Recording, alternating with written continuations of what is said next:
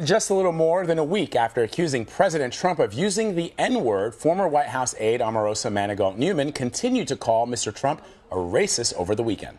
The one thing that I realized once I was in, that he was disingenuous about his commitment to diversity. He could care less if African-American civil rights leaders, anyone came to the table, because he had his agenda, and that agenda did not include advancing and uniting the African-American community. In fact, I believe he wants to start a race war in this country.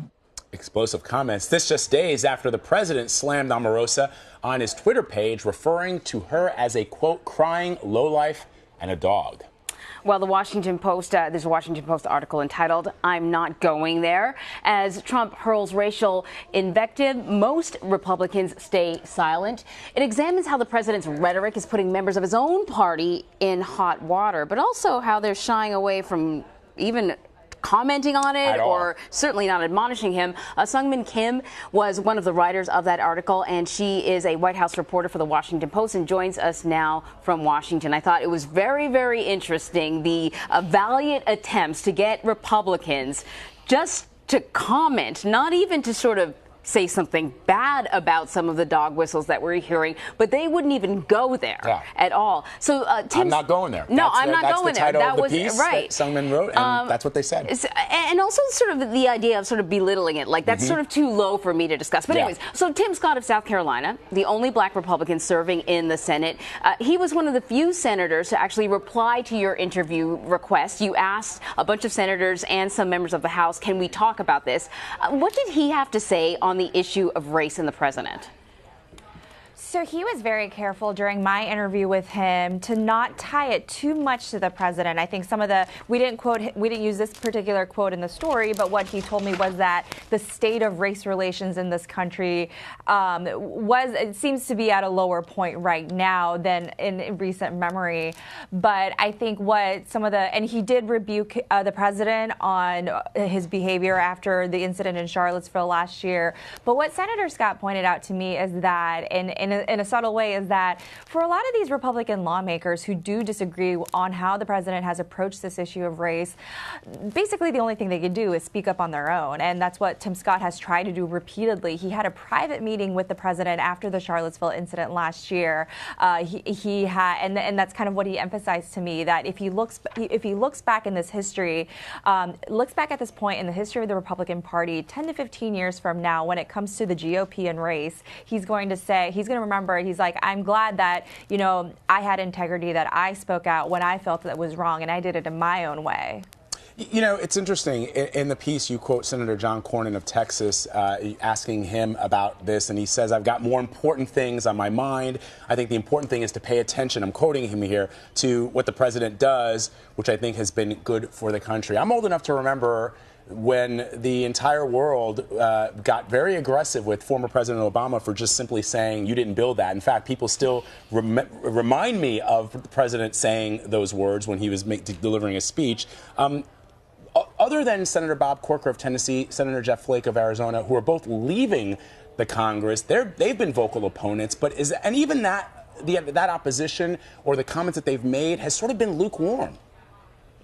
Exactly, and I don't think it's a coincidence that of the Republicans that we talk of the Republican lawmakers that we were able to talk to eventually, that the two sharpest critics of how the president has handled the issue of race are the two people who are leaving the Congress after this year. One was Senator Bob Corker, who in the story told me that this is he's upset about it, that this is the part of the administration's strategy to conquer and divide. This another quote that we didn't use in the story, but that what Senator Corker told me is that this is not the Republican Party that I know. This is not the Republican Party that I joined decades ago.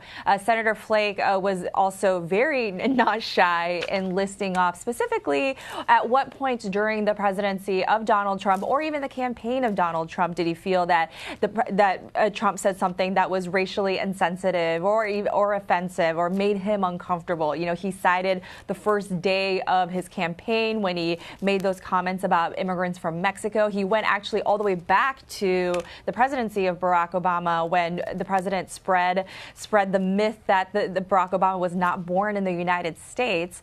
But it is surprising that, or not surprising that the most candid lawmakers are the ones who are leaving, because there is a segment of the Republican population who responded those strategies, not necessarily the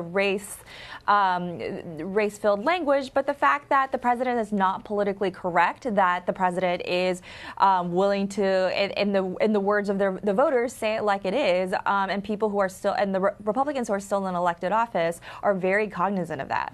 Yeah, I mean, part of the argument is that Republican lawmakers are being cautious because the president is very, very popular with the base, and they don't want to jeopardize their own support by crossing the president. But I want to ask you, is this something that's happening right now because we have this president that seems to break all the rules and it's fine? Or, does the Republican Party have a history of maybe being hesitant or cautious when it comes to discussing race? I think there's definitely a history that has evolved over time when it comes to this issue. But I also want to point out just how dramatic the switch has been, even in recent years, when it comes to Republican Party and this issue. I mean, it was not long ago, it was just in 2012 that Mitt Romney lost the Latino vote in significant numbers, and that spurred the Republican Party to take on comprehensive immigration reform, to do a full autopsy of their party to figure out just where we went wrong in courting minority voters and trying to figure out why minority voters were driven from the party. I remember when Sean Hannity, the Fox News host, said after the 2012 elections that we as a party need to do comprehensive immigration reform. I don't think that's rhetoric that you're hearing from him quite at this moment. But, just 4 years later, you had Donald Trump, who rose on a platform that was completely different than that, was able to win in key states, was able to win the presidency and court a lot of on a strategy of courting white men voters, white voters, like the working class voters. So a lot of Republicans tell me privately that they feel this is kind of a blip in the history of the party. But Donald Trump is the leader of the party, and you see how influential the rhetoric of the leader of that party can be, even when a lot of elected Republican officials disagree with that message. But Sungmin, in your article, and I encourage our viewers to check it out on the Washington Post website, you do point to a history going back to the early 1960s of incidences where perhaps some Republicans today are telling you it's a blip, and we all recall after Mitt Romney lost the presidency, or he attempted to run for president against Barack Obama, the Republicans talked about bringing in more people, more diverse people into the Republican Party. But in your article, you do point out, going back to the 1960s, the Southern strategy, for example, that was employed by Richard Nixon to bring in those Southern Democrats who were opposed to civil rights actions taken by LBJ back in the 1960s. Also, Ronald Reagan delivered a speech on states' rights near Mississippi, in Philadelphia, Mississippi. That is the town where those 3 civil rights workers were killed by the KKK. So they may be calling it a blip now, but in your piece you point out that there has been some historical antecedents, including, for example, Willie Horton, which was used as a campaign strategy by former President George H.W. Bush. And that's why a lot of times it's hard to square what they say privately with the history of the party. But I think, and also partly why the President Trump's strategy may have worked in the 2016 campaign, but you're seeing the backlash to that because the president has gone so far on the issue of race, whether it's particularly with his rhetoric, most notably after Charlottesville. But I think in looking forward, how does that, is that a strategy that Republicans keep using in 2020, 2024 and beyond? I know a lot of people in the party, Senator Corker, Senator Flake included, would not want the Republican Party to be like that. Remember, especially Senator Flake, when I was talking with him, he was talking about in the context of his own changing state, the demographics of Arizona, where Democrats, while that still remains a primarily Republican state, Democrats do have a great shot of seizing that state in the coming election cycles, particularly of the changing demographics and the fact that the Republican Party has shunned those demographics.